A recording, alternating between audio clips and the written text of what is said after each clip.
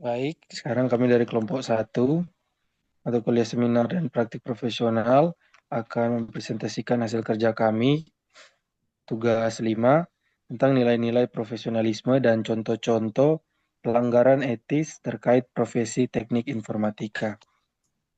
Dan kelompok kami terdiri dari teman saya Inaya Salsabila dengan akhiran NIM 0084 dan saya Lordi Parihala 0365 dan teman saya Smili Pantou 0117. Kita masuk ke dalam tugasnya. Bagian pertama ada nilai-nilai profesionalisme. Poin pertama ada integritas. Integritas berarti konsistensi antara kata dan perbuatan. Profesional harus bersikap jujur, tidak menipu, dan memegang prinsip moral dalam setiap tindakan. Integritas memastikan bahwa keputusan yang diambil dapat dipercaya serta mendukung kredibilitas individu maupun organisasi. Kedua, tanggung jawab. Tanggung jawab mencakup kesediaan menerima konsekuensi dari keputusan dan tindakan. Profesional harus menyelesaikan tugas tepat waktu, mematuhi standar kerja, serta bersedia memperbaiki kesalahan. Tanggung jawab juga termasuk menjaga keamanan, kerahasiaan data, dan mematuhi kode etik. Ketiga, kompetensi. Kompetensi adalah kemampuan menguasai pengetahuan, keterampilan, dan prosedur yang diperlukan dalam bidang tertentu. Nilai profesionalisme menuntut seseorang untuk terus meningkatkan keahlian melalui belajar berkelanjutan, pelatihan, dan adaptasi terhadap perkembangan teknologi.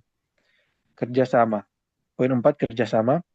Profesionalisme mengharuskan seseorang mampu bekerja sama dengan orang lain, menghargai perbedaan pendapat, mendukung rekan kerja, dan berkontribusi secara aktif demi mencapai tujuan tim. Kolaborasi yang baik memperkuat efektivitas organisasi.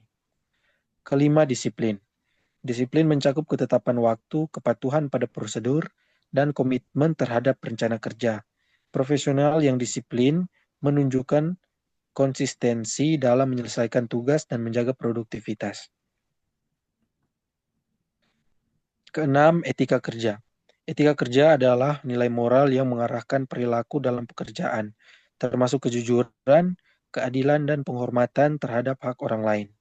Profesional harus menjunjung tinggi prinsip moral dan menghindari tindakan yang merugikan diri sendiri, organisasi maupun masyarakat. 7. Objektivitas. Objektivitas berarti mengambil keputusan berdasarkan data, fakta, analisis, bukan emosi atau kepentingan pribadi. Profesional yang objektif mampu menilai masalah secara adil dan rasional.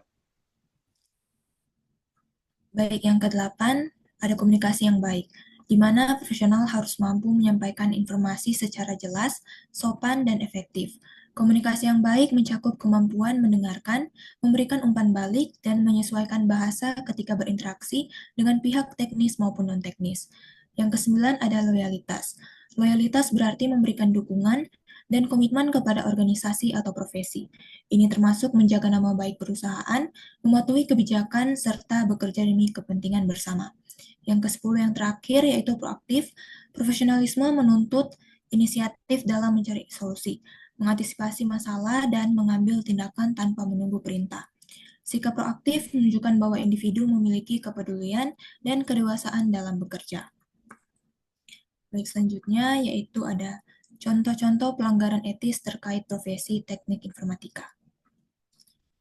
Di sini yang pertama yaitu penyalahgunaan akses sistem, di mana contohnya seperti yang pertama mengakses data atau sistem internal tanpa izin, menggunakan akun admin untuk tujuan pribadi, mengambil data pengguna dari server perusahaan untuk disimpan di perangkat pribadi.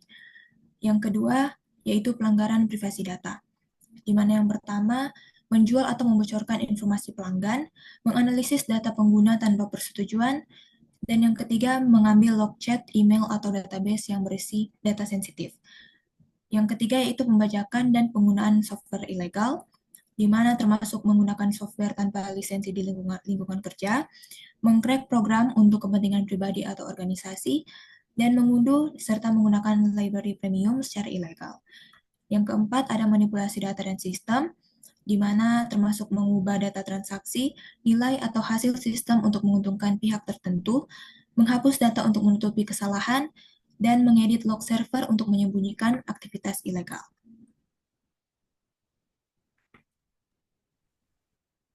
Selanjutnya, pembuatan atau penyebaran malware, yaitu membuat virus, ransomware, atau botnet, lalu menggunakan teknik hacking untuk menyerang sistem tanpa izin, dan menyebarkan aplikasi yang mengambil data diam-diam, spyware. Lalu ada plagiarisme dan pencurian karya digital, seperti menyalin kode program orang lain tanpa mencantumkan atribusi, menjiplak desain UI UX atau ide aplikasi tanpa izin, dan mengklaim penelitian atau proyek orang lain sebagai milik sendiri.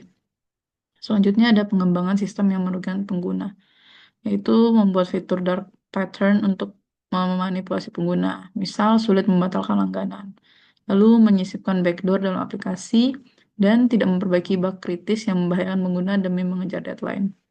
Lalu ada konflik kepentingan dalam pengembangan sistem. Yang pertama itu memberi akses khusus kepada pihak tertentu demi keuntungan pribadi, lalu memilih vendor atau teknologi tertentu karena ada imbalan gratifikasi, bukan karena kualitas, dan melakukan insider trading berdasarkan informasi sistem internal.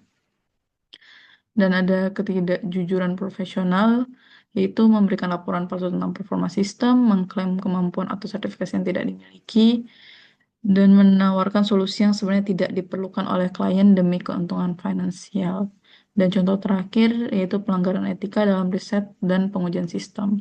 Mengumpulkan data informed consent, melakukan uji coba sistem pada pengguna tanpa sepengetahuan mereka, dan yang terakhir menyajikan hasil riset yang dimanipulasi untuk memenuhi target.